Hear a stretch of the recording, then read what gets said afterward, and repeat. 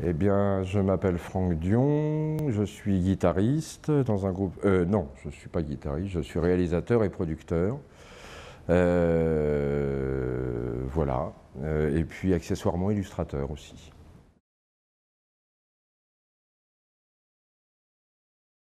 En fait, d'abord, j'étais ravi lorsque le comité d'organisation d'Annecy m'a fait cette proposition parce que c'est quand même un joli cadeau pour un illustrateur. Et la symbolique du Capricorne, moi, j'ai toujours adoré le paysage d'Annecy, ces montagnes qui descendent dans le lac comme ça.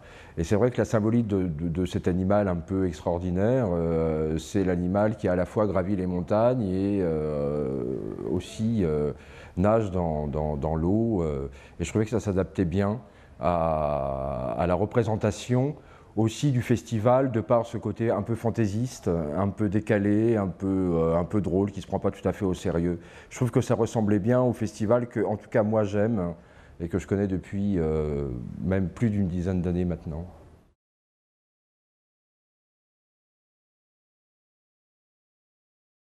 J'ai sauté sur l'occasion lorsque j'ai appris que la stop motion était à l'honneur. C'est la raison pour laquelle je n'ai pas dessiné l'affiche, mais plutôt je l'ai sculptée et pris en photo après le sujet. Moi, c'est un domaine que je connais un petit peu, puisque mon premier film, que j'avais il y a 10 ans exactement ici, c'était de la stop motion. Donc c'était pour moi un petit clin d'œil que de refaire du volume pour honorer cette technique qui est très particulière et qui est très très riche et intéressante.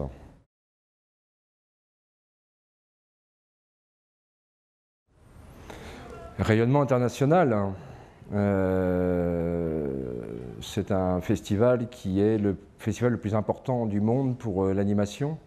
Et ça, on s'en rend compte surtout lorsqu'on est primé à Annecy, ce qui a été ma chance. Il y a un rayonnement vraiment du Festival d'Annecy dans le monde entier. C'est très prestigieux. De manière plus personnelle, c'est un festival que j'aime beaucoup parce que j'y compte beaucoup d'amis au sein de l'organisation.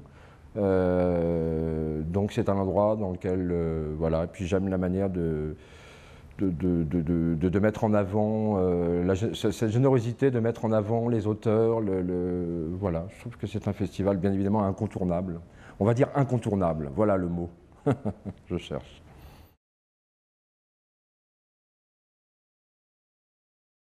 Très mal.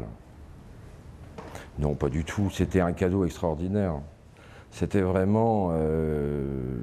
c'était un cadeau formidable, quoi. Ça m'a presque envie de donner de pleurer, mais je n'ai pas pleuré quand même. Je suis resté très très digne. Non, non, c'était un cadeau formidable, vraiment. Et qui m'a beaucoup aidé aussi qui a surtout aidé, et c'est le plus important, c'est la carrière du film.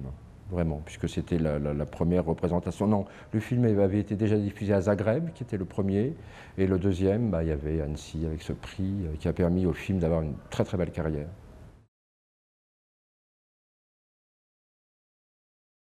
Oui, j'étais là sur un long métrage, mais que j'arrête pour des raisons personnelles.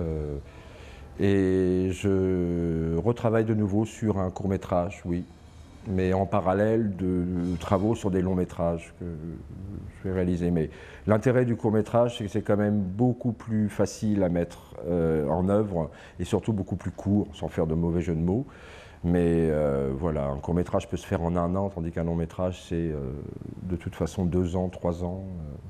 Et là, je reviens avec plaisir au court métrage, qui est quand même un format que j'aime énormément.